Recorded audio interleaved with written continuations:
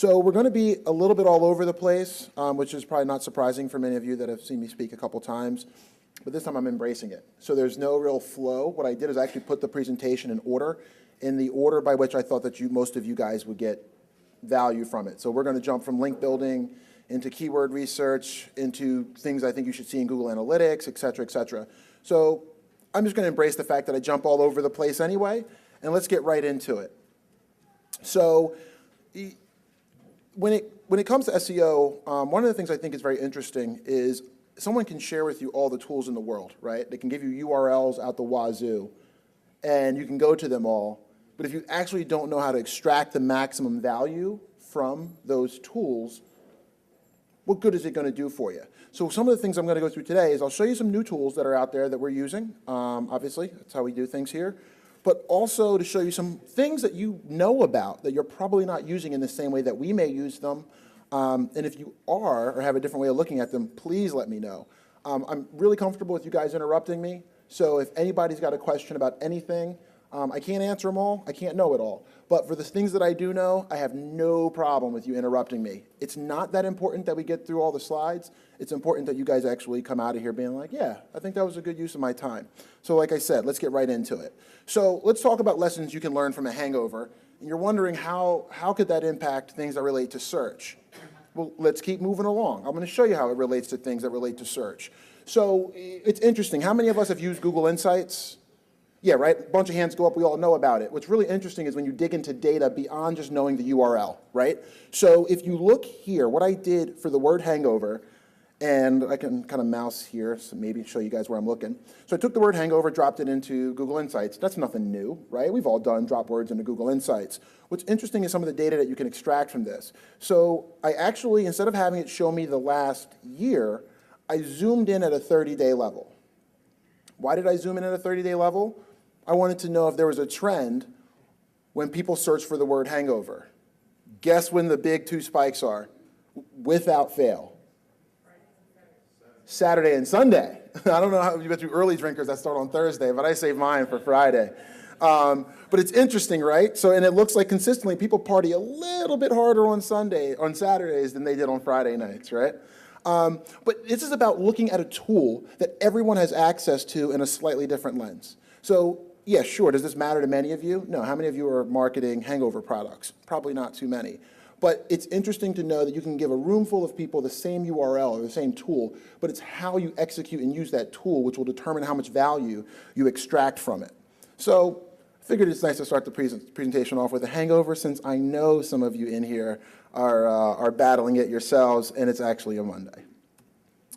So another thing that was really interesting is I had one of our clients once, they were fighting over what kind of dog they were going to use in a print piece.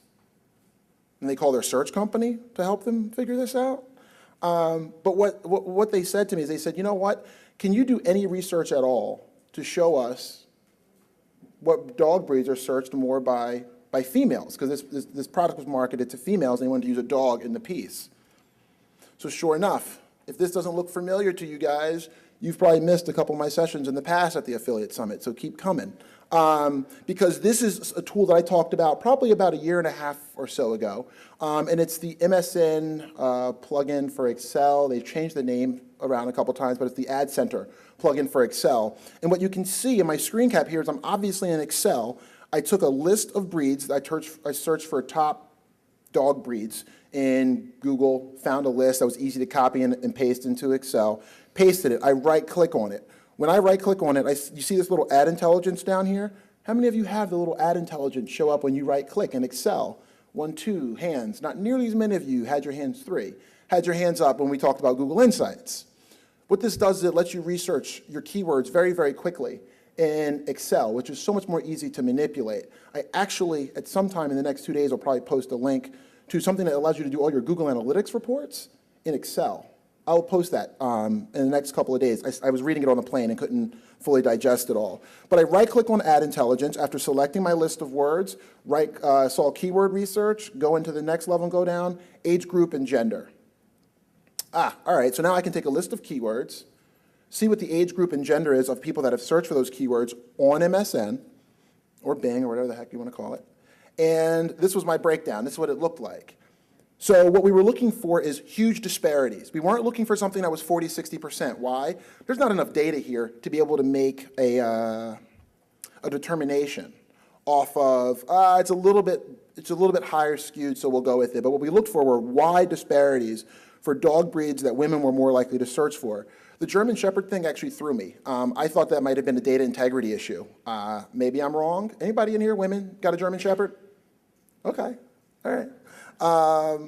But I thought that could have been a data integrity issue. It surprised me. So this is where the marketer in you has to just not run with any tool that I show you or any tool that you use at all. You've got to have that, that critical eye to it. So I kind of said, oh, well, maybe the miniature Schnauzer is one that we might want to look at, or the Shih Tzu, or the Yorkshire Terrier. But again, you know, it's just interesting. I'm not saying the data is accurate. I think you always need to put your marketer lens on, but this is one of those data points that could help influence how you would do something as crazy as like a print piece.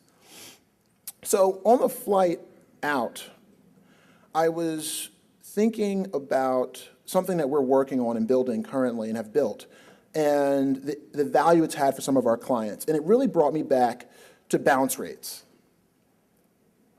I don't think people understand the impact that evaluating bounce rates can have on SEO. This isn't paid search or bounce rates on landing pages. We're talking about an SEO. So, you know, I got a question for you guys. You know, think about these questions, right? So when your rankings stop driving increases in leads and sales for your business, what do? Have you ever thought, well, wow, my rankings are staying the same, but my business from SEO is down? It's kind of counterintuitive when that happens. If I'm maintaining a rank at a certain position and that rank is driving less and less value for me, what's going on? What's happening at a larger perspective? A, you should always check Google Trends for those keywords to make sure that you're not seeing a decrease in keyword volume. If any of you in here have ever had your boss come into your office and say, why is our search volume down? The first thing you need to do is take those keywords, drop them in Google Trends, turn your screen around if it's the case, and say, well, there's less people searching for this. So obviously, I've had clients where we've kept them broke even from an SEO campaign, from a traffic standpoint, and it was a victory. Why? Because search traffic in their industry nosedived. So for them to keep their traffic the same from search from when we started to when we ended, to me was a victory. So I'm going to get into a real live kind of case study on how we used bounce rates to help solve an issue, an SEO issue for a client. So we actually evaluate bounce rates for each keyword daily for each client. And when that bounce rate spikes up or down for a certain keyword on a certain page, we're automatically alerted. I think I have this somewhere in my presentation, but it's like, hello, Google Analytics API. Use it. It is a lot of fun. And it's not just fun, but what it does, it will give you time back. So one of the things I've realized running a search company is that there's never going to be enough great search people to hire. There's a lot of mediocre search people. I don't want them in my company. So we got to figure out ways to use technology to speed up things that are highly valuable.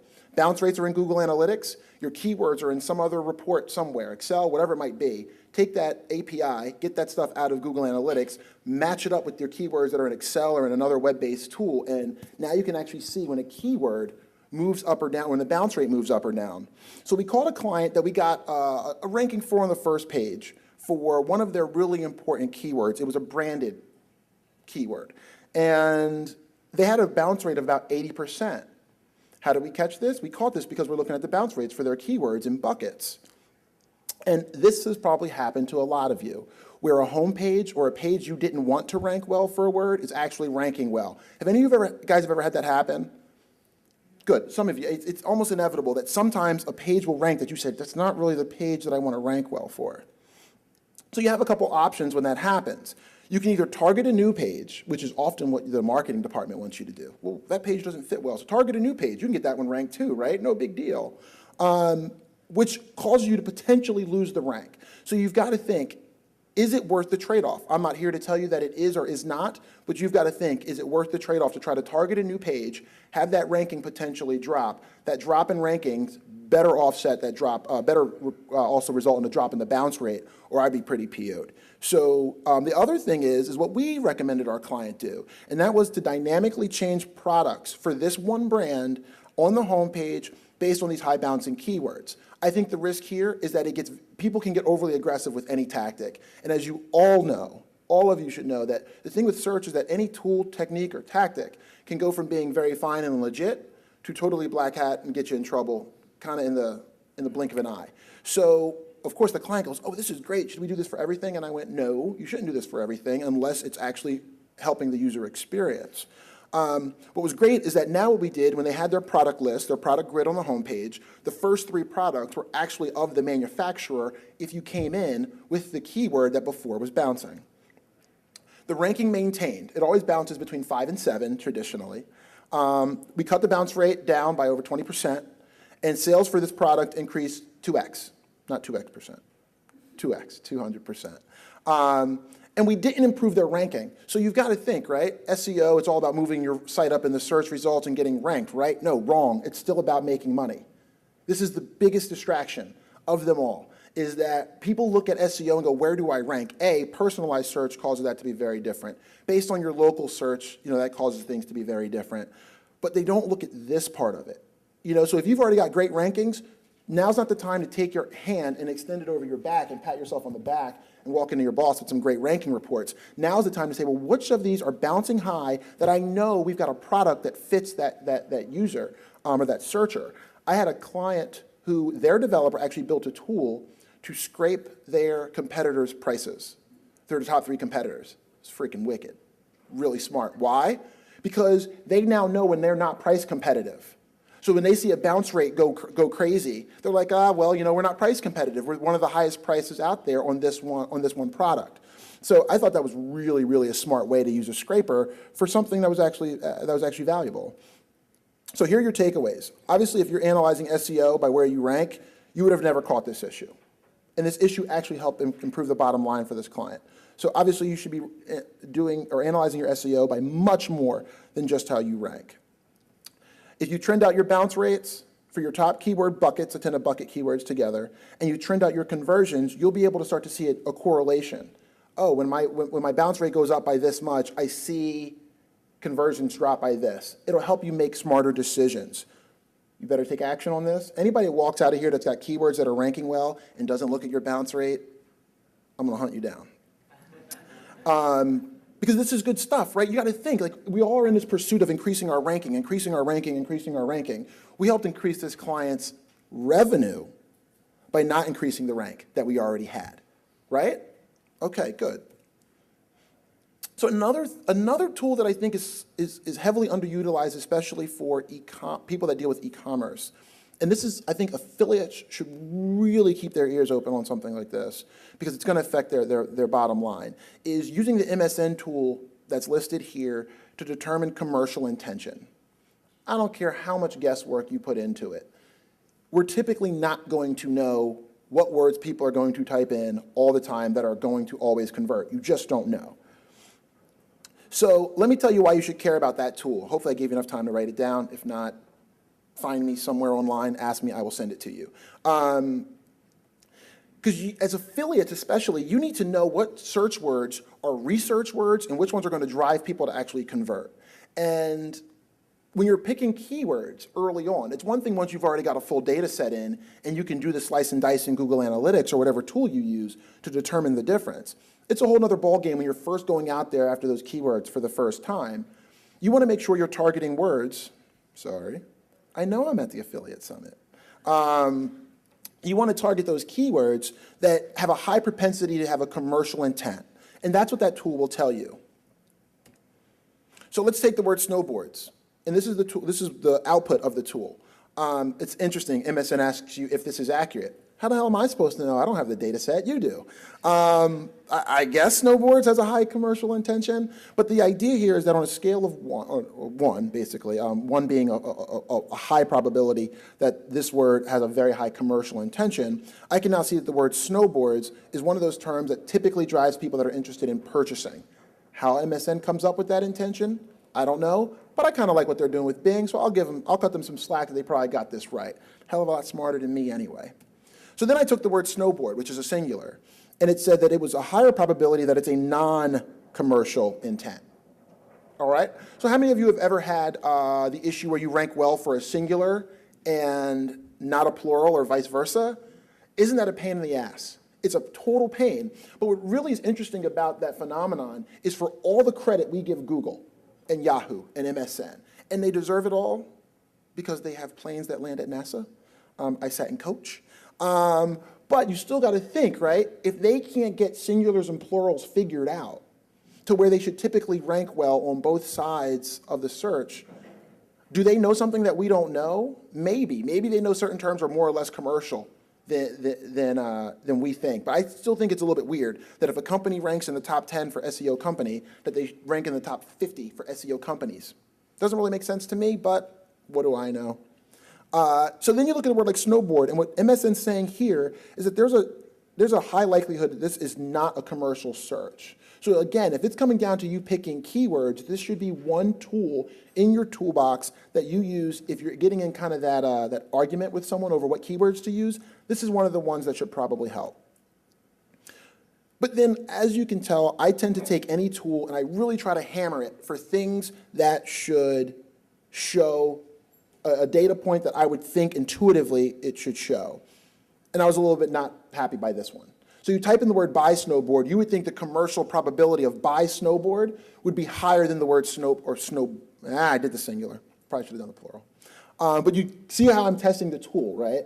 That's really all you guys should take away from this, is don't take these tools at face value. The word buy and snowboard does have a significantly higher commercial intention than just the word snowboard. I would try the same for the plural and see if it's higher. Because if somebody puts the word buy, maybe there's other trigger words like review, they should show a higher commercial intention.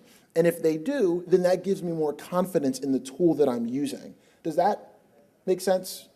Because how many of you guys feel like you're inundated with SEO tools? Right, there's so many of them out there, and each one kind of has its own positives and negatives. One thing that they don't have a slide in here on, but I will mention it because it's so important, is how many of you use Google Suggest to help you determine keywords and help you do keyword research while you're looking for keywords? Okay, I'm going to tell you why you shouldn't. Because Yahoo's Search Suggest is 1,000 times better. Since I'm online, I think, let me swap out and see if I can show you real quick. You guys mind if I swap out? All right, let's do Yahoo Search, whatever. I think this is actually a really important thing for you guys to see. So when you do a search on Yahoo, the difference between Yahoo's and Google Suggest is that Yahoo, this has the Wi-Fi. Oh, okay, it's good. So like, I always use this example. You guys have probably seen it before, so I'm going to run through it quickly. I got it on YouTube, and I've done this a couple times in front of groups here before. But when I type in football, or F-O-O-T, do you see that Yahoo Suggests the first word it comes back with is fantasy football? Google Suggest will not take into account anything other than each character as you enter it. So therefore, if you were doing keyword research using Google Suggest, you would miss that fantasy football is more popular than football. Because Google Suggest is saying, oh, you type in foot. Come on. Oh, are you serious? Of course. Why would they do that to me now? There we go. So you see how it's only going to show words that start with F-O-O-T and then other words? Bad tool. So if you're going to use these tools to help do research, it's fine to use it. I use it all the time, but you've got to know the flaws in it before you make decisions on the keywords you select. Cool? All right. I know I speak fast, so you just got to keep up. It's hard to slow me down. This is exciting stuff. Dismiss all. I'm here. All right. One of the things that I found over looking at a large group of clients is, for some reason, it tends to be what we see is that the plural tends to actually convert much better than the singular when we are looking at clients that are ranking pretty well for both the singular and plural. Bless you. All right, so we've already talked about this. You're going to want to look for queries that are highly skewed to one or the other, just because you want to find stuff that MSN has a high degree of confidence in. It's no different than when I showed the male versus female split. You don't want to pick the 40-60%. You do want to look at the ones that's 80-20, 75-25. One of the big things I always tell people to do is test against your own data set. That's one of the best ways to determine if this tool is picking up the right types of information for you in your industry. Because it's one thing to talk about your industry as a whole or about the search as a whole, but you want to find out how accurate is this tool within my industry.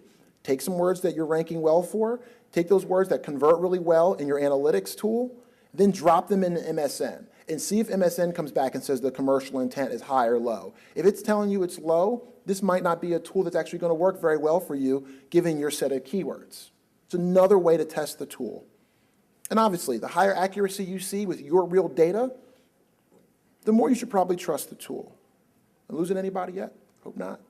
Any questions? All this easy? You guys are going to go out right now, do all this, bounce rates, commercial intent? No, you're not. Yeah, you are. So wake up, all right? Let's talk a little bit about affiliates and what I believe about you guys need to take the advantage of keywords that are getting hot. So hot keywords are a major competitive advantage for you because the big companies, they move too slow. They move too slow. We actually try to work with as few humongously large companies as humanly possible, and I will say it on camera. It's fine with me because they often can't take advantage of what we can do because there's such red tape to be able to do what we need done that for us to get results, they're happy with a 20 or 30% increase. We're like, you're our worst client. It happened with our pharma clients. Like they would move up 20 or 30% and be like, wow, you guys are great. We're like, you did like 10% of our entire SEO strategy over the course of 12 months. So, you know, the bigger the company is, the slower they're going to move. The slower they move, the more opportunity it creates for affiliates. So, how many of you will look at, on Google Insights in the lower right-hand corner, it's got this little rising searches area? How many of you look at that? Good, good. Because big companies don't. I had a chance to work with a big company who sells tires, billions of dollars, a multinational, and they could not move on any of this stuff. They couldn't. The time it took to move something on the website, oh my God, no, it's 6 months. Well, by then the trend is gone and it's on to something else. That's opportunity for you. Shame on them for not being agile. Opportunity for you. And the great thing here is that there's a little box down here. Add it to your iGoogle homepage. So if you do use iGoogle, this is a way, you got to think, you got to set yourself up to put yourself in a position where you are constantly getting information where you don't have to go out and get it. Because you know what? There are a lot of tools that you got to go out and put something in here, put something in there. It takes a lot of time, right?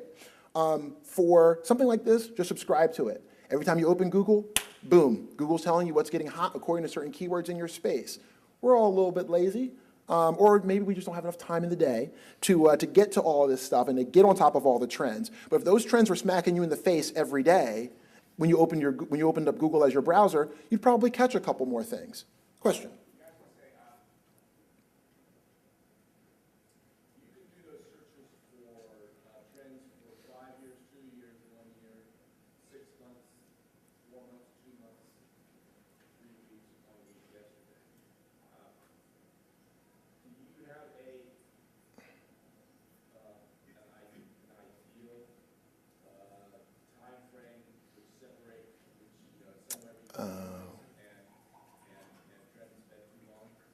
Ooh. Okay, so the question, that's a tough one. I'm not sure I totally understand it, but the question revolves around, and correct me if I'm wrong, when you use a tool like Google Trends or Google Insights, which I actually like Insights better, we ran a test for a little while, and Google Trends was at times coming back with very different data than Google Insights, which I did not like. And we liked, and what we did is across 30 clients, we're able to see which of those two tools matched up best with real data, and we found that Insights, for some reason, tended to be more fresh, so it's one of the things to think of. But in Insights, you can break up 2 years, 5 years, 30 days, 3 weeks, you have all these intervals by which you can look at the data set. And the question is, well, do I have a suggestion on how far back do you look? And I don't. My gut, and a quick answer, is that people's search behaviors have changed a lot over the last 5 years, right? So, heck, they changed a lot since 2 years ago.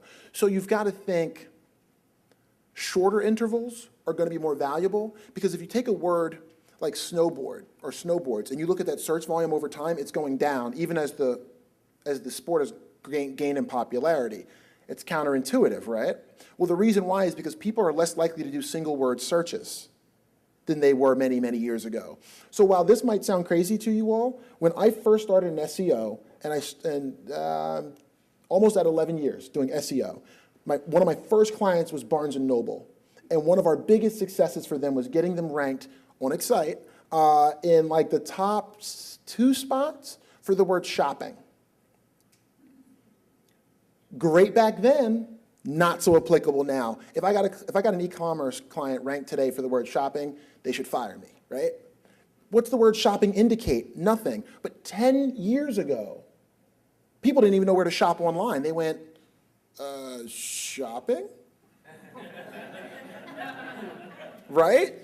But today it's totally changed, and that is the reason why I think looking back too far in a search data set, now that I'm getting my brain working, I think I would not look back too far and extract today's information off of that, because the behaviors by which people have searched have changed so significantly that if you looked at the word snowboarding and saw it going down, and you looked at that in a vacuum, you would be wrong in thinking that that trend is going down, when in actuality, the way people search has changed. So you'd find more long tail and all other kinds of words. And from what I can see with Google Insights and Google Trends today, is they don't take a bucket of keywords that match around the word snowboarding and show you that trend. They take an individual keyword, which increases the bias.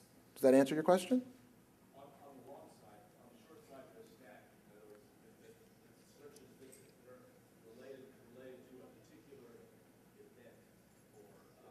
Oh, search on a specific like event?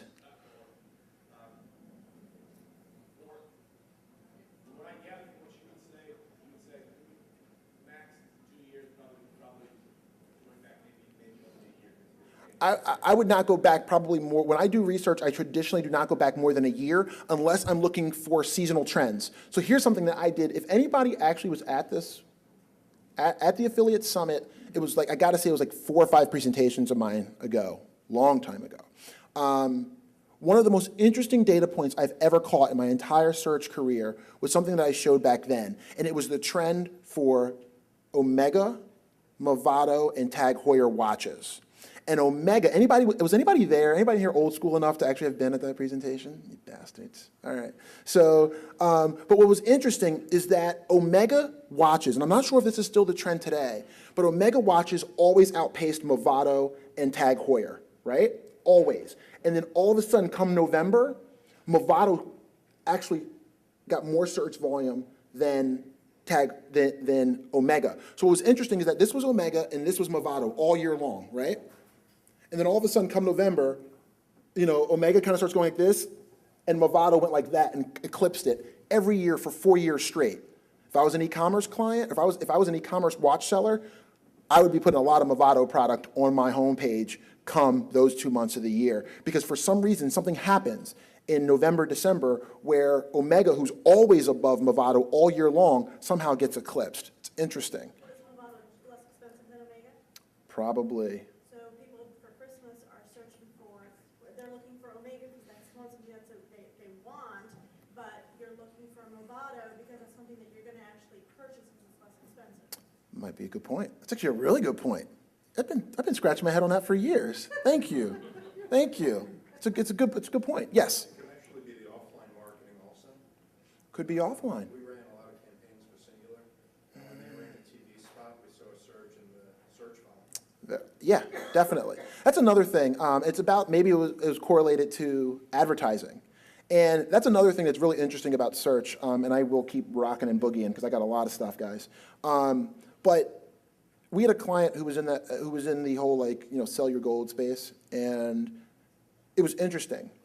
Their conversions and all went through the roof because that whole industry got hot.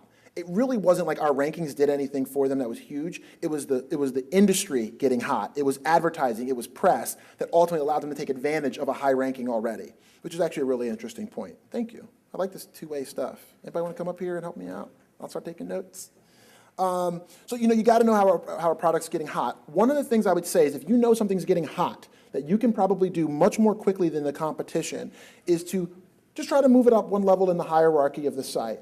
So if it takes 4 clicks to get to that, and you're ranked in the teens, 20s, maybe bottom of the first page, see if there's a way you can just move it up in the hierarchy just a little bit, so that Google sees it just a little bit earlier. And I found that at a very, very basic level, that often across many clients can actually help rank well.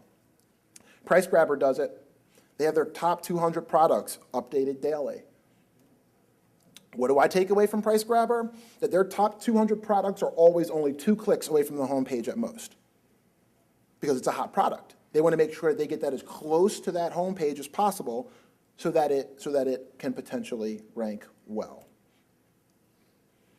And yeah, here's the beauty of it. By the time the guys in the suits figure out that there's a trend happening, you could have taken a major advantage of it. And as an affiliate, I think that's really important. So here's the equation. Suit equals slow, that equals opportunity for you. When I see a company that's run with people like this, I always think, wow, their affiliates must be killing it. Because the affiliates are going to be smarter. They're going to find ways to do things that those guys cannot do. So here's something that's kind of being rumored in the search space. Decent research being done on it. But what we're seeing is that Google's algorithm is tending to lean more towards larger brands, which can create problems, especially for affiliates, because these guys have the PR machine. They've got the advertising machine. They've got the machine to basically cause them to get a lot of links, which, to me, they deserve. I mean, heck, they got the money to go out there and do it. They should do it. But this website, this blogstorm.co.uk, I think they've done the best job of kind of staying on top of this from a scientific standpoint. So they're looking at patents. And what I love is that there's people, so if you're into Google patents, which I don't think any of you really should be, but there's people out there like, if you go to SEO by the C, SEA, Bill Slawski, awesome dude on looking at really deep into patents. What the guys at Blogstorm did is they made it like in plain English. So they broke out like each part of the patent and went, in plain English, what this means is, and I read it, and I was like, ooh, yeah, that sounds good. So I liked it a lot. So here's a longer URL that I don't think any of you should. I will just tweet them. So if somebody just tweets me and says, hey, can you remember to post that one, I'll send that one out because I don't want you guys writing that. So I wanted to talk a little bit about link building. And this slide I put together like 15 minutes before this presentation because I thought about this in the shower today. So pardon me if there's typos and things, but I just want to get the point out. So I really believe that link building is about exposure to stimuli. I really do. You've got to have enough stuff coming past your day to actually allow to trigger things in your mind that go, oh, there might be an opportunity there. It's impossible to have all the best link building ideas. You can't. It's interesting when people say they're going to do a specific link building campaign. It's like, well, what if nothing comes to you that's any good? If you're going to do inventive link building, right? So what if nothing comes to you that's any good? Are you then just going to force crap out there because you told somebody that you would get them 4 ideas?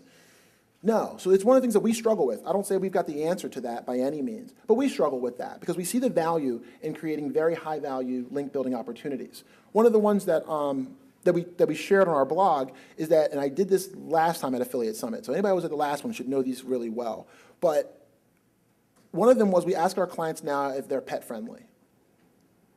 Why do we ask them if they're pet friendly? Because we did a lot of research on people that bring dogs and cats into the office. And there's a lot of people out there that talk about dogs who tweet, cats on Twitter, dogs on Twitter. Go ahead, search for it. Lists, which are links.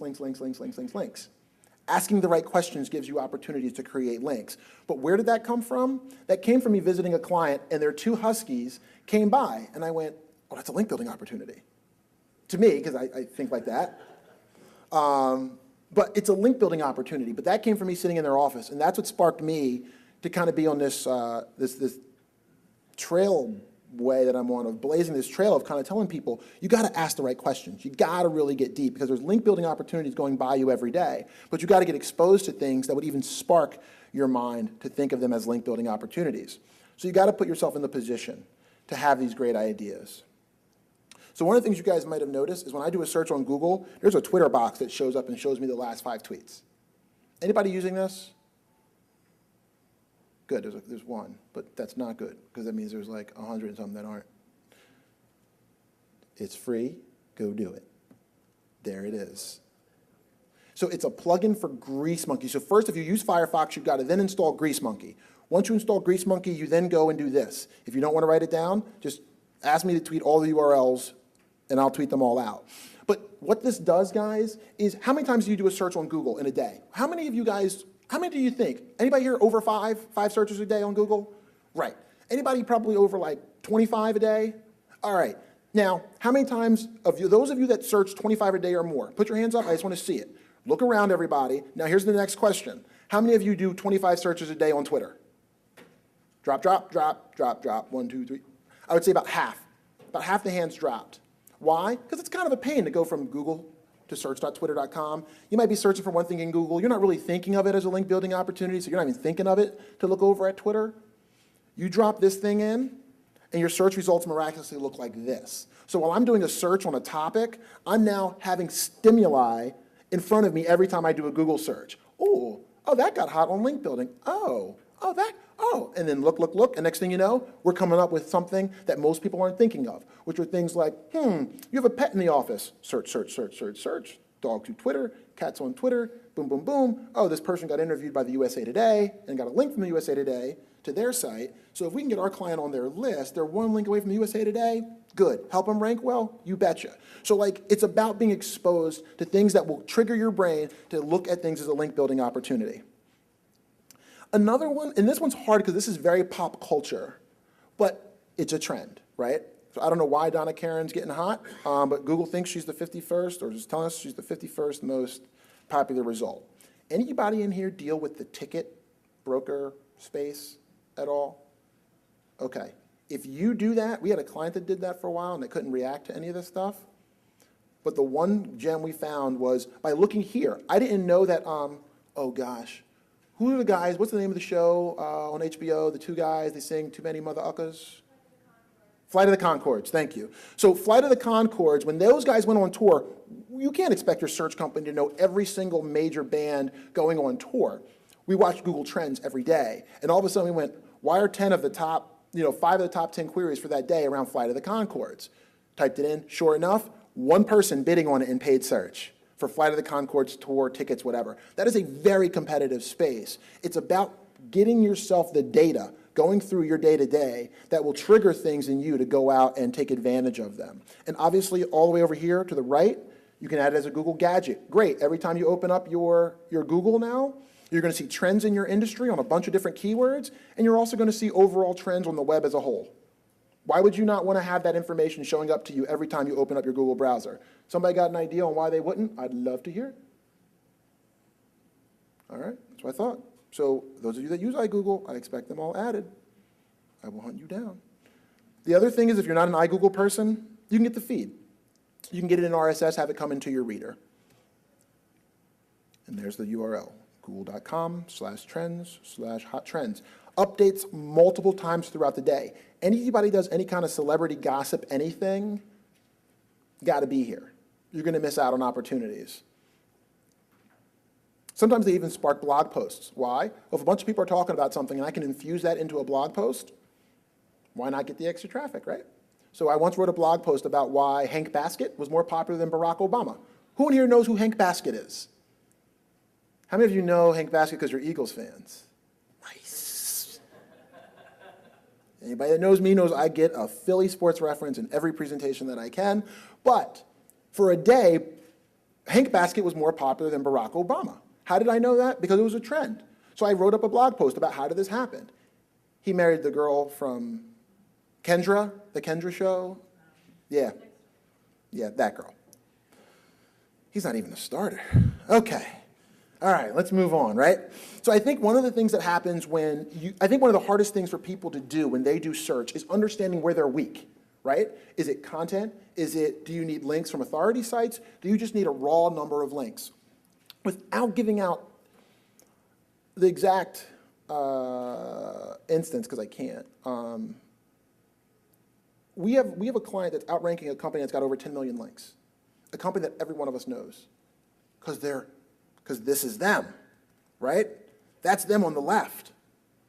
I mean, this company employs hundreds of thousands of people globally. Their name is synonymous with what we are outranking them for. And our client, 6 people in an office. They're on the left, our client's on the right. It's an opportunity. That's what I mean, like you'd be amazed at how many big companies are sitting back and chilling because we sponsored a golf tournament for millions of dollars. Yeah, you know what? There's somebody out there who's like gonna eat your lunch, at least for now, because Google's allowing it to happen, that people that are actively trying to do just a little bit to promote themselves are ranking well. So I bring that up because SEOmoz who I always talk about, always great tools over there, good guys and girls. They have a lab section. And their lab section allows you to drop in 2 websites and compare them against one another. And what it does is, for me, I need a graphical representation. I'm not too good with the numbers. So what this will tell you in theory is if I am sneakerhead, or if I'm sneaker maniac rather, I can see that I'm weakest on these kind of 3 pieces here, external links, which I would question why that matters, but it's a data point. The number of unique domains linking in, and the Moz rank of the domains. And if you want to know what Moz rank is, just go there. They explain it really well in their theory of how they come up with Moz rank. I believe it's somewhat like PageRank, and it matches up pretty well most times. The other one that's interesting is Moz Trust, which talks a little bit more about authority of the sites linking to you. So according to this tool, and again, guys, this is only one tool. It's not the end-all, be-all, but isn't it a little bit better to use some of these tools to help you figure out what you're up against? So these guys, according to this tool, are not ranking lower than Sneakerhead because of the authority of sites that link to them. They're about matched up, the same on authority.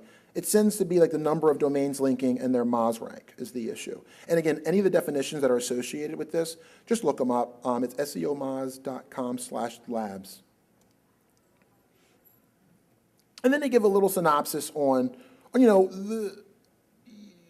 of like, okay, well, this is where this site is slightly stronger than another one. This is a very entry-level tool. It's not going to help you go and kill your competitors, which I know you all want to do. But it is an indication, and it's a quick indication. So if you're trying to compare your site against another site or 10 sites, this will give you a very quick graphical representation on where are they consistently stronger. And if you see the number of domains linking is consistently beating you out on like 10 of your competitors, that might give you a little bit of insight on where you need to focus your efforts, which could be more of a raw link building strategy that spreads and gets very viral and goes wide than a very one-off, one at a time, trying to get authority site links. Excuse me, how does that compete to the website compete? Every time I've taken a large group of our clients and compared them to compete data, so when we actually have the real data, I'm not always thrilled with what I get back. So when I've looked at real data and compared it to what Compete's estimated data is, I have not been thrilled enough with it to put our money down as a company to use it. So we don't use it. So this is what you use instead? This isn't what I use instead. We use a lot more stuff. I mean, we're pulling stuff from probably 10 different tools, a lot of intuition. So for me, when you do something every day, 365 days a year for 10 years, I have intuition when I look at SERPs. But I would say that Compete might be a good start, but I feel that you've got to take Compete in your industry, just like I said with MSN, and compare it to your own data. If they don't match up very well, then I would not have a lot of confidence in Compete. If it does match up very well, then I'd have a little bit more confidence. So one of the advantages that I have as a search company that you guys don't typically have is that we work with 30 different clients across 30 different industries, right? So why don't you guys just turn to your neighbor, not now, at the end, turn to your neighbor and say, hey, would you mind like giving me an idea on how confident you are in data in your industry versus mine for certain tools? Because we can see it across 30 clients, and I know I'm like, Compete, not always something I would put total faith in.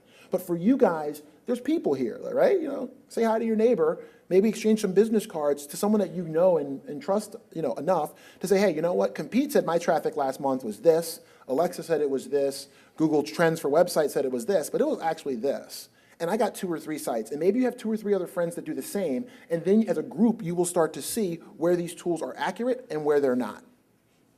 Because I'll tell you, our company, we don't use Compete. Although I have a slide in at the end that I think is interesting about something that Compete does, we don't use it. Okay? Sure, you got it.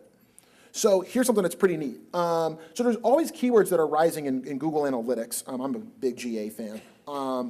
But sometimes they get, it's such a hard example to give, sometimes they get overshadowed by the fact that they're maybe rising in traffic, but they're not enough to be on the first 10 or first 20 or first 30 all-time traffic drivers.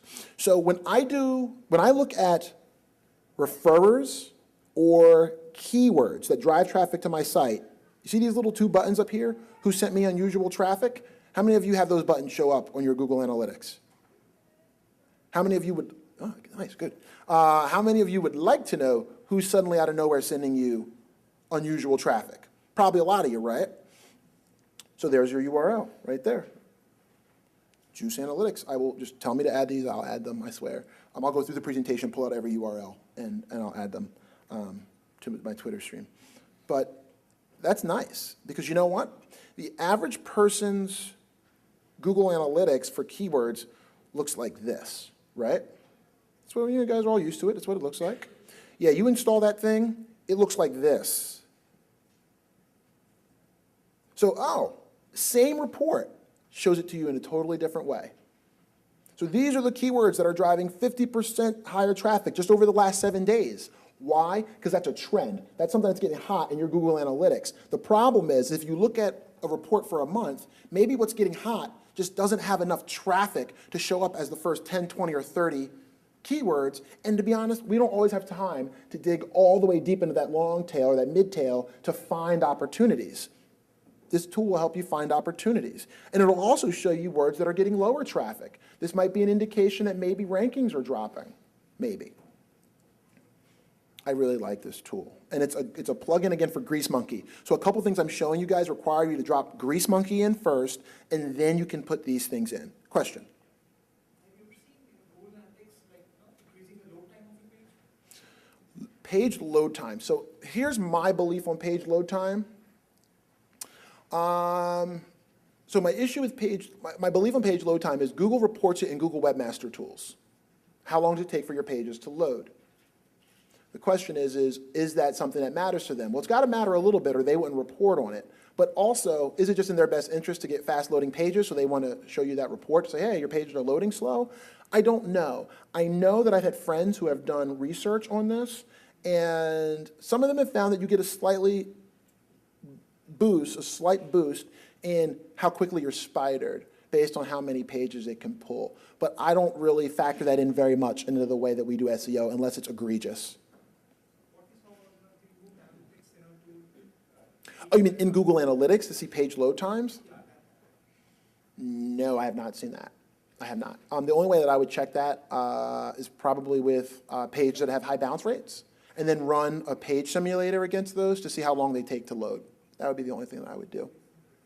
Yeah, there's tools. I'm running short on time, but talk to me afterwards. Really, if you just Google like download size calculator or whatever, you'll start to see pages coming back that'll show you calculators you can drop your HTML into, and it'll basically tell you how long it takes to download those pages. The biggest thing that I see with long download times are when people put things like Google Analytics code and other plugin codes too high up in the code. So if it hangs, it makes the rest of the page HTML hang and load slow. So that's why you always want to put your plugins and things like that at the bottom of the code. All right, let's start moving because I don't have a lot of time. I always go over. I apologize. You guys already know that. Okay. Darn it, this one's a good one. Hub Finder. Here's the URL for it, but that's Aaron Wall's SEO book, which is now part of his paid tools, but him being a great guy, he actually offered it out to a couple URLs to mirror it. I haven't showed you what the tool is yet, but I will now. So here's what the tool looks like. I'm taking the word Phillies tickets and saying, Yahoo, give me the first 5 results, top 5 results for the word Phillies tickets, right? Now I can actually put in to include a certain site, maybe like my own site, I want to see how it matches up against it. But what happens is this tool basically runs through and pulls the top, this time it pulled the top 4 sites. And then along here, what this is saying is that Wikipedia is linked to 2 of my competitors, the one in, not competitor, well maybe you consider them competitors, the one in the number 1 spot and the one in the number 4 spot. How the heck did Got Tickets get a link from Wikipedia? I don't know, but this tool is telling me that, hey, Wikipedia is linking out to 2 of your competitors. So this is one of the ways that you can see who actually is linking out to competitors of yours. What was really interesting is this melodic rock I found and went, oh, okay. Now remember, these are sites that are ranking well in Yahoo. And then I looked at this little bar here on the left, and it is nothing but anchor text heavy links going out to those pages. And it is helping these guys rank well. I'm not saying you should do it. I'm definitely not saying you should do it. But I think it's important to know what you're up against when you're doing search. And Hub Finder will take your competition that's already ranking well and let you know where are they getting links from consistently. Where are they getting 2 or 3 links from the same place that you're not? And then you might want to think about trying to go get links in those same places. Some of them, wicked legit, like Wikipedia. ESPN, MLB, other ones like I Am the Beatles and Melodic Rock. It's important to know where your competition is, even if you don't engage in that kind of stuff. I think it's important to know where they are.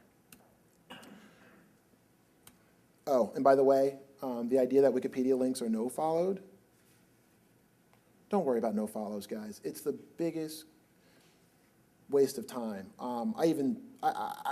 For a certain part of my job, it's a requirement for me to kind of figure out, like, oh, well, does it work, does it not work? And I do a lot of research on that stuff when I can. And I tend to believe that with the whole no-follow thing, if you can get a link from Wikipedia, get a link from Wikipedia. People copy it, and it shows up on the web without no-follow links. People reference it. And I think Google would be crazy to not use Wikipedia. Why? Because I see how quickly they zap crap. Look how quickly bad stuff gets out of Wikipedia. Now, if Wikipedia becomes like the open directory, Google probably shouldn't value it very much. But if Wikipedia stays the way it is, it's curated. It's people that are actually making sure those links are legit. I don't understand why they wouldn't use it. It's the same idea with no-follow links in YouTube. If you've got a strong YouTube channel, I don't care if that link's followed or not. It's got to trigger something to Google that's a good site. That's a good video, rather. Skipping. Damn it, I never get through all my slides. If you haven't installed SEOquake, I only put in one slide about it because I've talked about it a million times, guys. I have a whole video on YouTube about the value of using SEOquake. You just should. Because it's going to give you, instead of you having to go out and get the page rank and the inbound links and the age of domain and the number of delicious bookmarks and all those different things for each site that comes back in the top 10, this will bring them all in at one time. You can kick them out into Excel, which means run this thing out like 100 search queries and then kick it out into Excel and do all your manipulation there. But it's a really, really strong tool that if you're not using, you're probably missing out on. What's that? The tool's called SEOquake, Q-U-A-K-E. It's really well supported, too. So, I'm close. I swear, I'm close. So, what's interesting is that, I don't know how many of you guys deal with this, but when two people are battling over what keywords to pick, what keyword should we pick? Should we do the singular, the plural? Should we do the word in this order, that order? There's a website out there called Seed Keywords, which allows you to create scenarios. And then you can send them out to people and say, hey, what would you type in to find something like whatever? And then it comes back and aggregates all the data and lets you know which ones people are more likely to search for. Great way to pull your existing customers. How would you find us?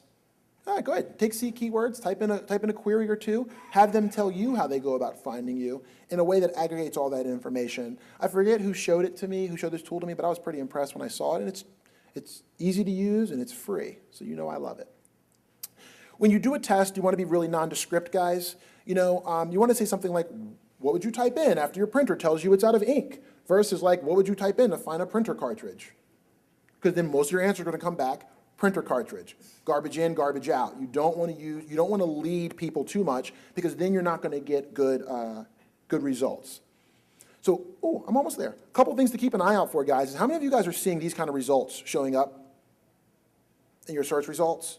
This kind of scares me a little bit. We're trying to figure out how we can get our clients in, but then also more or less how it works. This is paid search. It's not my thing. We have a whole separate team for that. But people click on pretty little pictures. They do. So when Google starts showing pretty little pictures in paid results above the natural results, it's going to decrease the value of those natural search rankings.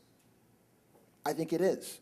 Because people are going to click on those and go, ooh, look at the pretty picture of a washer. As if people didn't know what a washer looked like before they were going to purchase it. But all of the studies show, and Inquiro did a study, I-N-Q-U-I-R-O. They did a study on when Google went to Google Universal and started implementing these little thumbnails and things like that, how that influenced overall clicks. And it showed me enough to go, this is something we should all be concerned about. And as long as it's open and fair, I'm cool with it.